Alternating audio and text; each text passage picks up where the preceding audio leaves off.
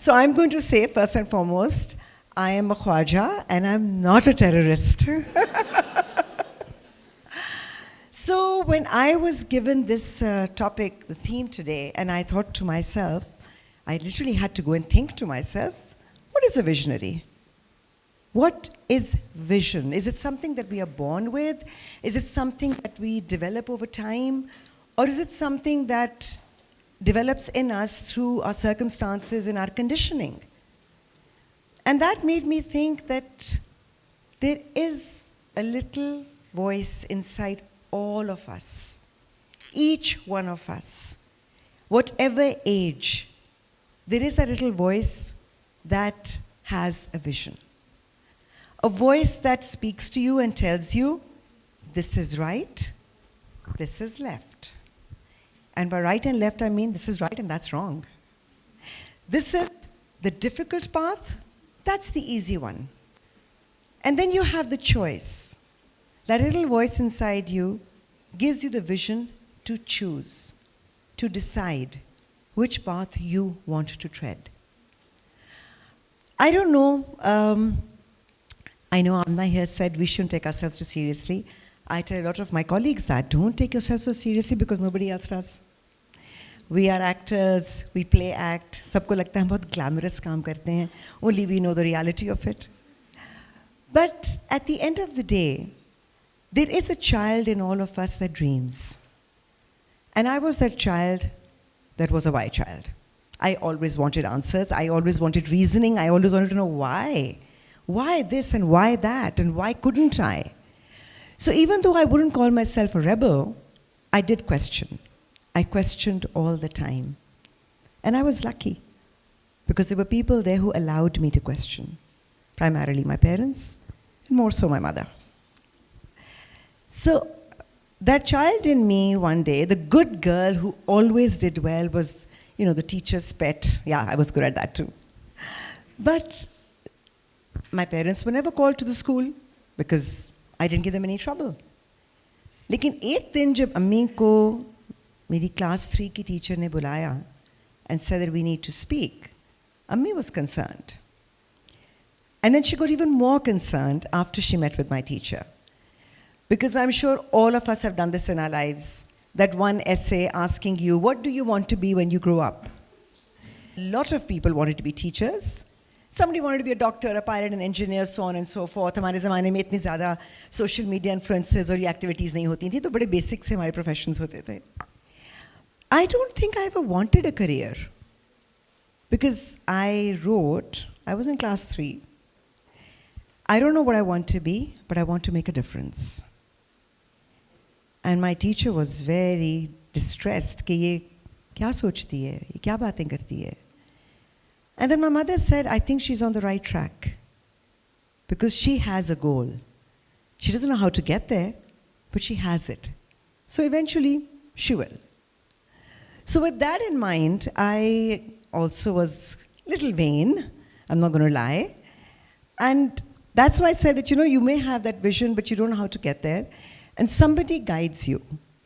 From then onwards, my teachers, my mentors, my parents, my mother, they were that guiding force that channelized me. I remember coming home from school another day and very chuffed because, you know, fairy princess ban gayi kisi school ke play mein, and I was like getting all these compliments. So I came and I asked Ammi, I said, Ammi, am I very pretty? So she looked at me and she said, Allah miya ki banai hui cheez ho. Uski marzi usne jaise bana diya. It's not what's here, it's what's within. So she again made me address that voice within. What do I make of that? So that day I actually realized that do I want to live or do I want to exist?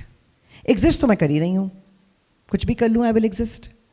Because that is why, I mean, that's part of the plan. I'm just here.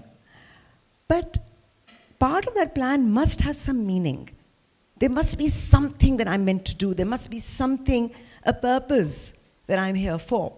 I couldn't just be here, you know, I'm supposed to be Ashraf al-Makhlukat. So there must be a purpose to my life.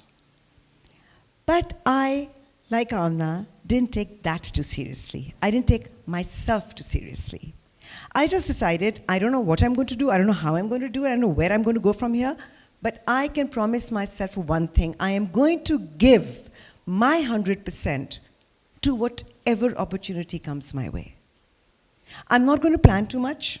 I will keep short-term goals because I think they're achievable, they're practical, they're reasonable. Pie-in-the-sky ideas sometimes really fall flat. So I had those little goals that I kept wanting to achieve. I thought I can make a difference, I can change the world, I will become a lawyer, I will fight for justice and for human rights. And then my father said, criminal law beta aapne nahi karna. And I was like, maine wahi to karna tha. He said, is mulk mein nahi ho sakta. And mind you, 35 years ago or more, aisa nahi ho sakta tha, mushkil tha. So I said, corporate mujhe nahi karna. Fine, I'll become a journalist, I will fight for justice, I'll have a voice. And somehow I chose the subjects I wanted to do for journalism. And then I said, oh my God, I can be a civil servant. I can take the CS exam and I can actually become that person who will make a difference. But I realized 35 plus years ago, there was this massive glass ceiling that I was going to crash my head against. And worse still, the system. Would it suck me into it? Would it destroy my ideals? So I did the next thing. I took the opportunity that came my way and gave it my 100%. I became an industrial designer. Nobody knew कि industrial design क्या होता है, आज भी लोगों को नहीं पता. People used to think it's a very frivolous waste of time, where people have these, delusions of grandeur and creating something and creativity, and it's actually nothing. But I realized that those 4 years of a postgraduate program with all German teachers and their work ethic taught me to appreciate the environment, to understand nature, to understand materials, and how you actually take nothing and make something out of it. You create something which is practical, user-friendly, and makes a difference. So that making a difference opened doors for me. I took up a project for television, which was about design and creative expression, and I took it seriously. Sorry, I'm not something to take seriously. And when I took it seriously, I realized there was a whole world out there that was wanting to be talked about. My foray into television went on to tackle issues that needed to be talked about, when no one would talk about them. So there was social, psychological, socio-political, socio-religious, socio-economic, you name it, everything under the sun. Because I realized that unless and until we communicate, unless and until we are willing to listen, unless and until we are willing to be heard, we don't have a vision. We don't go anywhere. We don't get anywhere. So that, again, opened doors. It made me realize that I can pass on those messages. I can be the medium to actually pass on those messages, and also to make that difference by helping individuals who are caught up in so much that it becomes like a ball of wool. It's all tangled. You pull too hard, it knots. You pull harder, it breaks. So how do you do it? You do it delicately. You do it carefully. You put thought into it. You give it a pause. You don't run ahead with it. So today, if I stand here and I'm talking to you, and today, if I have some sort of a voice which is heard across the globe, where people who do not even speak Urdu or understand Urdu or know about Pakistan as such are listening to me, watching me, through my work, and then through that platform that we all have today in the palm of our hands. That voice, that stage, that we all have in the palm of our hands. That is something that I can use responsibly. So for me, the key words here are responsibility. What am I saying? How am I saying it? What are the words I am using? What is the tone I am using? How is it going to impact someone? Is it going to better someone's life? Or is it going to make it worse? Am I making a difference that is positive? Or am I making a difference that is negative? So my my vision, because we all have it, I'm not calling myself a visionary, Nauzubillah, I don't think I can say that. But I think we all have a vision. We all have a dream of a better world, of a happier world, of a just world.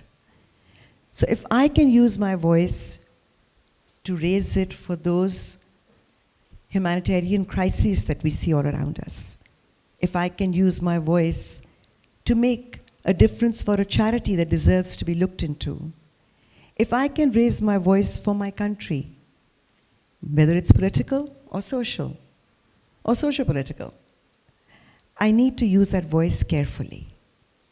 Because I dream. I still dream. Because the little girl inside me is still there somewhere. And I am grateful for the dream that became a reality. I'm grateful for the dream that we call Pakistan today. I'm very, very grateful because if it wasn't for this dream, that vision that my parents, my grandparents, and others before them had, I wouldn't have been able to realize my dreams. I wouldn't be here today.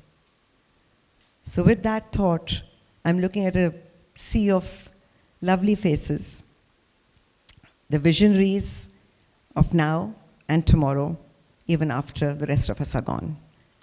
Best of luck to all of you.